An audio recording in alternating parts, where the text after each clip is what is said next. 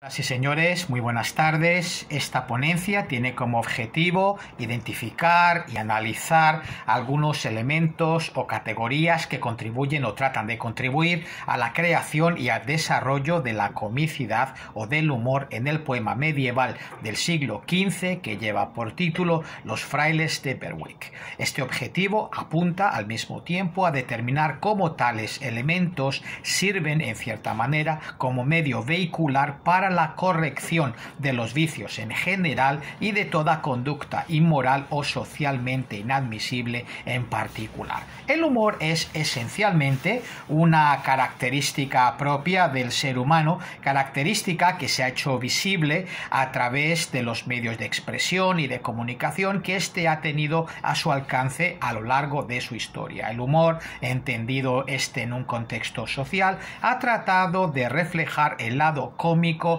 de una situación determinada y está motivado por muchas causas, entre ellas, primera, el deseo de aliviar tensiones en situaciones embarazosas; segundo, como instrumento de burla y desprecio de minorías o individuos periféricos; y tres, como un medio para la enseñanza moral y la corrección de las malas costumbres de una sociedad determinada.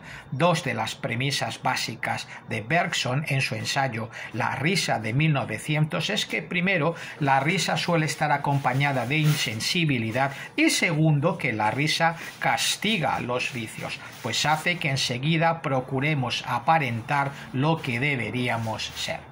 El poema Los frailes de Berwick se conserva fundamentalmente en tres manuscritos y tradicionalmente el poema se ha atribuido a William Dunbar, aunque el verdadero poeta se desconoce. Lo que sí es muy probable es que el poema se escribiese en algún lugar de Escocia a mediados o finales del siglo XV, entre 1461 y 1482, cuando Berwick estaba en manos de los escoceses. El poema, escrito en escocés medio, en Middle Scots, en pareados holísticos, en pentámetro iámbico, puede encuadrarse en el género de los fabliaux.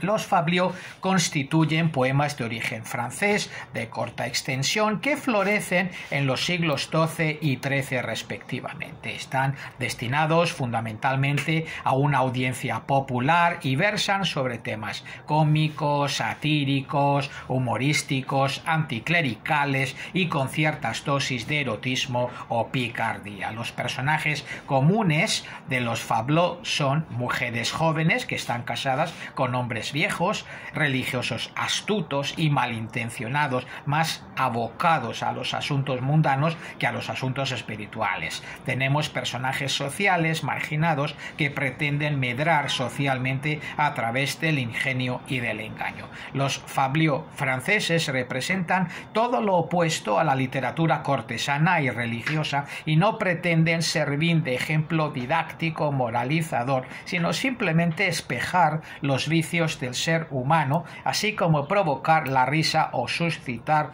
la burla y el efecto cómico. Sin embargo, los fabliaux escritos en inglés medio y en el caso de los frailes de Berwick, escrito en escocés medio, Middle Scots, sí parecen tener como intención el dar toda una lección de moral para quien los lea o escuche y servir para corregir los vicios de aquellos personajes que hayan incurrido en una falta grave de índole moral.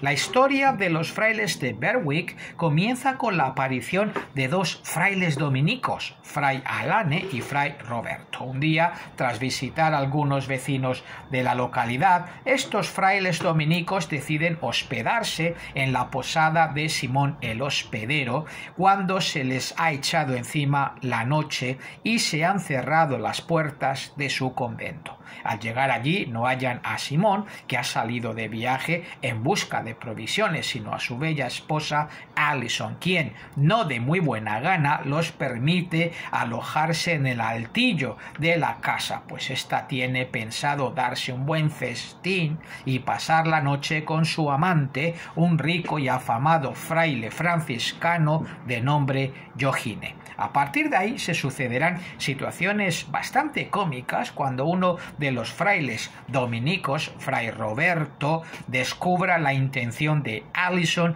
de acostarse con el fraile franciscano. Fray Roberto entonces, aprovechando la ingenuidad del hospedero Simón, ayudará a escapar a Fray Giorgine diciendo que se trata de su sirviente demonio. Bien, a continuación me gustaría llevar a cabo brevemente una relación de algunos de los elementos que contribuyen a la comicidad de la historia en el marco del género de los fabliaux y analizarlos un poquito de modo individual. Primero, anticlericalismo y los pecados capitales. Los fabliaux poseen un tono anticlerical bastante marcado, pues la imagen que se presenta de los religiosos es totalmente contraria a la que se esperaría de ellos acorde con la moral cristiana y la ortodoxia de la Iglesia católica. Y este anticlericalismo suele construirse de modo especial a través de los pecados capitales y de los vicios propios de la naturaleza humana. Los 7 pecados capitales constituyen aquellas faltas que son contrarias, como todos sabemos, a la ortodoxia cristiana y se hacen constar en el Catecismo de la Iglesia Católica a partir de 1750 como la soberbia, la gula, la ira, la pereza, la lujuria, la envidia y la avaricia. Es contradictorio, además de anticlerical e irreverente, que algunos de los representantes de la Iglesia que aparecen en los frailes de Berwick incurran en algunos pecados capitales, cuando deberían ser estos precisamente los paladines o campeones de la moral católica. Esto, amén de provocar cierto desequilibrio, cierta subversión moral, está destinado a crear algo de comicidad o parodia en el relato. Quizá el principal representante eclesiástico de este poema, al que debería censurarse o reprobarse más su conducta por ser contraria a la moral cristiana y católica, sea el franciscano Fray Giorgine. Fray Giorgine comete faltas muy graves en el marco de la ortodoxia católica en cuanto a moral se refiere. En primer lugar, comete pecado de lujuria con Allison, la bella esposa del ingenuo hospedero Simón Loyer, y es muy probable que de soberbia y avaricia también, al estar inclinado a las riquezas y a los bienes materiales y al ocupar una posición de relevancia en su orden.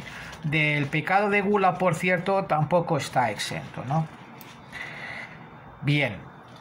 Por otro lado, llama la atención que Fray Giorgine sea franciscano, es decir, miembro de la orden más humilde. Esto resulta ciertamente cómico y, repito, contradictorio y algo anticlerical si consideramos los 3 votos de los frailes franciscanos simbolizados en los 3 nudos de su cinturón, que son pobreza, obediencia y castidad. Está bastante claro que Fray Giorgine no cumple ninguno de los 3 votos de su orden, puesto que este primero se aleja de Dios al no destinar su alma a su servicio, ocupándose de asuntos más terrenales que espirituales, como la administración de los bienes o la hacienda del abad, y acumulando una gran fortuna.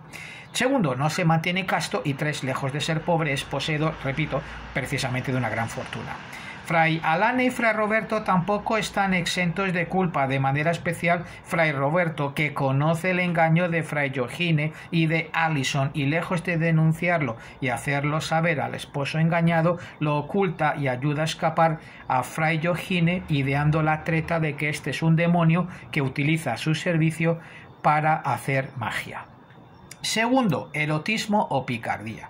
Los fabliaux se han caracterizado siempre por contener en ellos cierta dosis de erotismo o picardía, en especial en los de origen francés. Los fabliaux escritos en inglés medio, Middle English, o en escocés medio, Middle Scots, no se han mantenido al margen de esta tendencia, pero han sido, por decirlo de alguna manera, más moderados y menos soeces. En los frailes de Berwick, 2 son los componentes eróticos que pueden identificarse y que no dejan de añadir algo de humor a la historia. El primer componente erótico lo encontramos en el momento en que Allison, después de dejar en preparación los capones y los conejos destinados a la cena, se dirige a su alcoba a toda prisa para arreglarse y embellecerse antes de la llegada de su amante Fray Giorgine. Este proceso de embellecimiento incluye el, voy a poner entre comillas, depilarse sus partes pudendas. Cierro comillas. Las alusiones directas a los genitales forman parte de la imaginería erótica de los Fablio.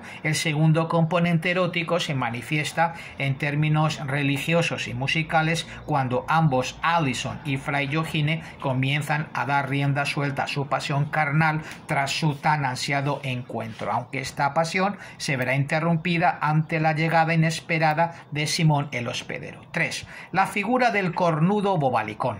La figura del cornudo en la literatura medieval ha sido bastante recurrente como un motivo agregado de elemento de comicidad. Quizá dos ejemplos destacados y conocidos de la literatura medieval en los que aparece el personaje del cornudo podrían ser el cuento del molinero, correspondiente a los cuentos de Canterbury de Geoffrey Chaucer, y el cornudo consolado incluido en el Decameron de Giovanni Boccaccio. La figura del cornudo en los frailes de Berwick está representada por el hospedero Simón Lawyer. Su credulidad e ingenuidad es motivo de hilaridad y comicidad a lo largo de todo el texto. 3. El uso del diálogo.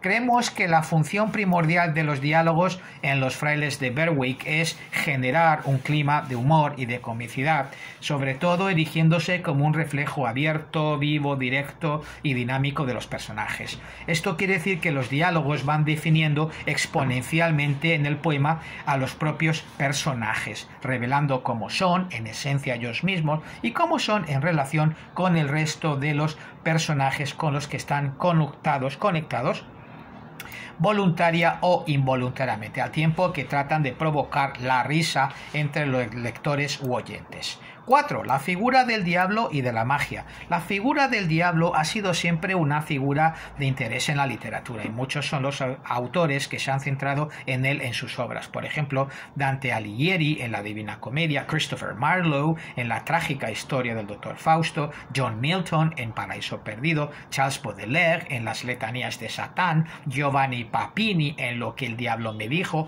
Gabriel García Márquez en Un señor muy viejo con unas alas enormes, o Salman Rushdie en Los versos satánicos, entre otros. En los frailes de Berwick, Fray Joachine es quien encarna en cierta manera la figura del demonio y lo hace en la forma suya original, como fraile franciscano, como si con ello existiera una intención muy clara por parte del autor del poema de asociar a la Iglesia con el mal y no con el bien.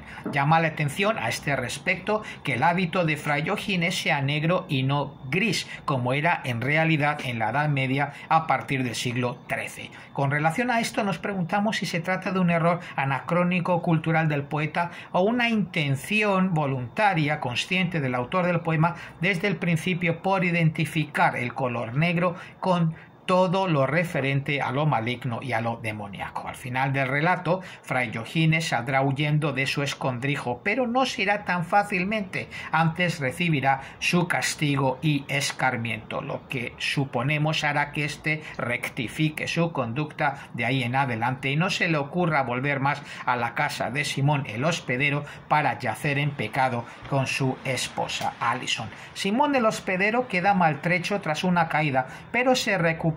Su caída podría considerarse, ¿por qué no?, un castigo por su ingenuidad a la hora de dejarse engañar por su esposa y al mismo tiempo por creer en la magia, condenada a lo largo de la historia por la Iglesia Católica desde sus orígenes. Todos estos elementos anteriormente mencionados contribuyen a crear en conjunto cierta comicidad y cierto humor en los frailes de Berwick, elementos que resumimos así: 1. A través de la imagen del marido cornudo; 2. De la burla o del engaño; del castigo como escarmiento ejemplar; 4. De la parodia y de la sátira en términos de anticlericalismo; 5. De cierta picardía o erotismo; 6. Del diálogo y finalmente 7. De la figura del diablo. Muy buenas tardes.